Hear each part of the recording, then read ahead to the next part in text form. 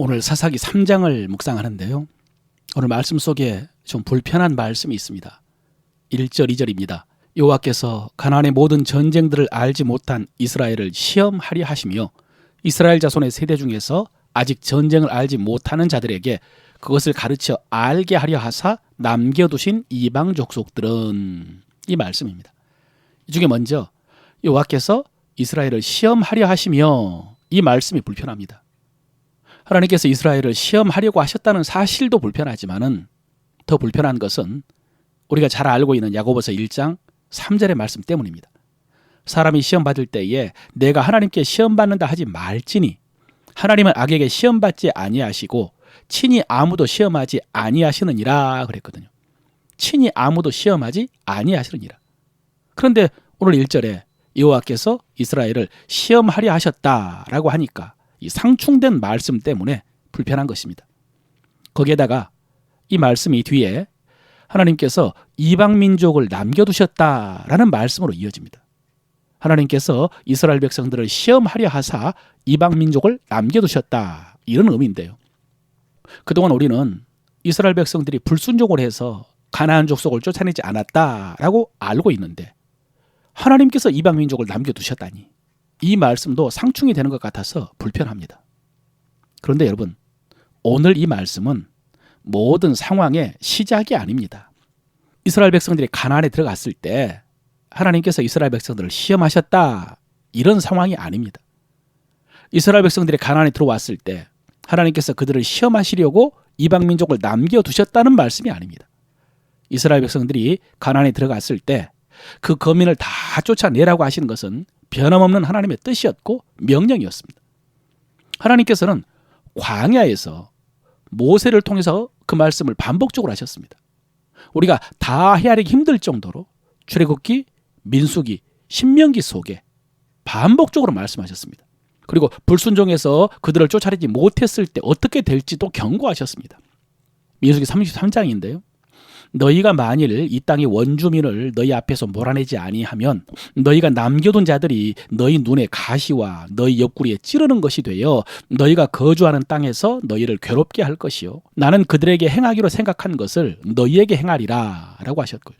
신명기 7장에서는 내 하나님 여호와께서 그들을 너에게 넘겨 내게 치게 하시리니 그때 너는 그들을 진멸할 것이라. 그들과 어떤 언약도 하지 말 것이며 그들을 불쌍히 여기지도 말 것이며 또 그들과 혼인하지도 말지니 내 딸을 그들의 아들에게 주지 말 것이요 그들의 딸도 내 며느리로 삼지 말 것은 그가 내 아들을 유혹하여 그가 여호와를 떠나고 다른 신들을 섬기게 하므로 여호와께서 너희에게 진노하사 갑자기 너희를 멸하실 것임이라 그랬습니다.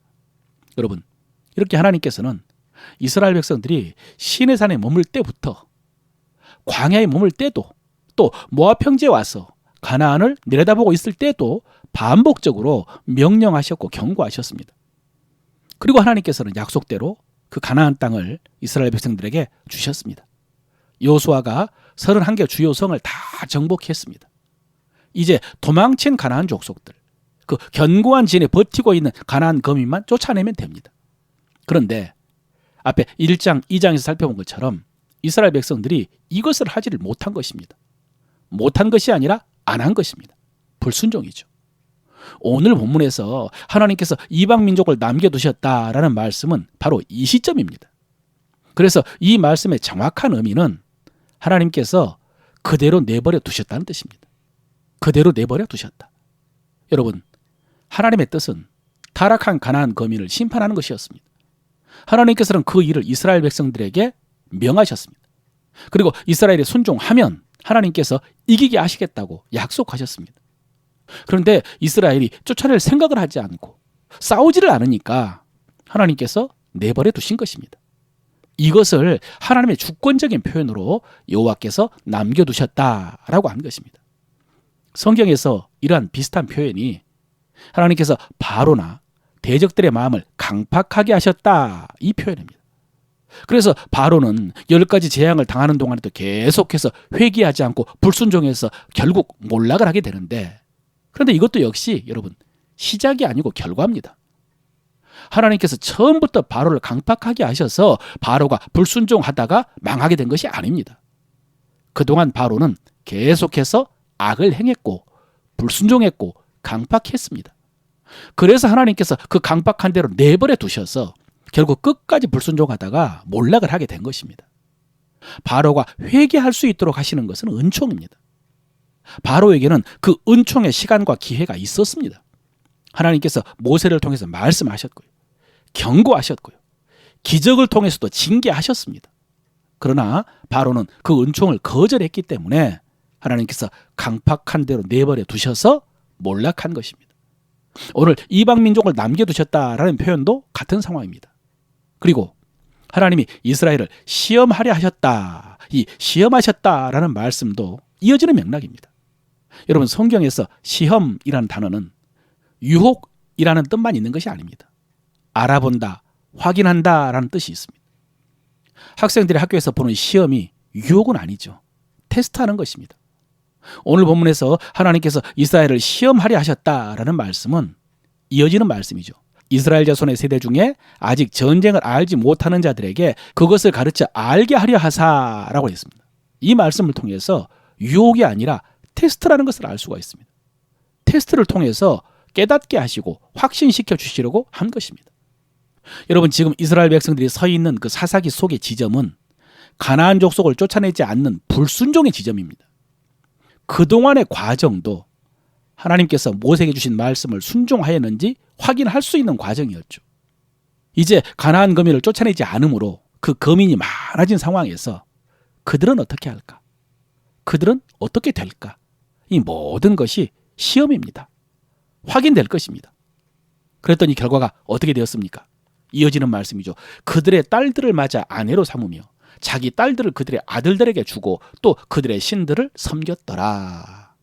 아까 하나님께서 경고하신 그 말씀 그대로 되었습니다. 자, 여러분, 이제 어떻게 될까요? 이어지는 말씀을 읽어보지 않아도 뻔합니다. 타락이 더 심해지고 결국 심판을 받을 것입니다. 공부하라라고 해도 공부하지 않고 팽팽 놀더니 결국 시험에서 빵점 맞은 자녀와 같습니다. 말씀에 불순종했고 실력도 확인되었으니 이제 엄마에게 혼날 일만 남은 것입니다. 중요한 것은 하나님께서 이미 이 모든 것을 말씀하셨다는 것입니다. 모세를 통해서, 여호수아를 통해서 이스라엘 백성 앞에 순종과 불순종, 복과 저주를 두고 너희에게 택하라고 하셨습니다. 그런데 기어이 불순종을 택하고 저주를 경험하고 그제서야 하나님의 말씀이 신실한 것을 깨달을 필요가 있겠습니까? 사랑하는 성도 여러분, 오늘 이스라엘 백성들을 보면서 비웃지만 말고요. 여러분이 순종과 복의 길을 선택하시길 바랍니다. 그래서 저주와 고통이 아니라 복과 즐거움을 확인하는 여러분의 삶이 되시기를 바랍니다. 오늘 말씀을 통해서 우리가 입술로 고백할 우리 믿음의 도리입니다. 하나님은 신실하신 하나님이시고 하나님의 말씀 또한 신실합니다. 하나님은 신실하신 하나님이시고 하나님의 말씀 또한 신실합니다. 하나님께서 말씀을 통해 복과 저주를 우리 앞에 두셨습니다. 하나님께서 말씀을 통해 복과 저주를 우리 앞에 두셨습니다. 나는 복과 생명의 열매를 얻기 위해 순종의 길을 선택합니다. 나는 복과 생명의 열매를 얻기 위해 순종의 길을 선택합니다. 나는 미련하게 말씀 앞에서 마음을 강팍하게 하지 않습니다. 나는 미련하게 말씀 앞에서 마음을 강팍하게 하지 않습니다. 진리의 성령님, 불순종의 길을 가더라도 곧 깨닫고 회개할 수 있는 말씀을 주소서. 진리의 성령님, 불순종의 길을 가더라도 곧 깨닫고 회개할 수 있는 말씀을 주소서. 아멘.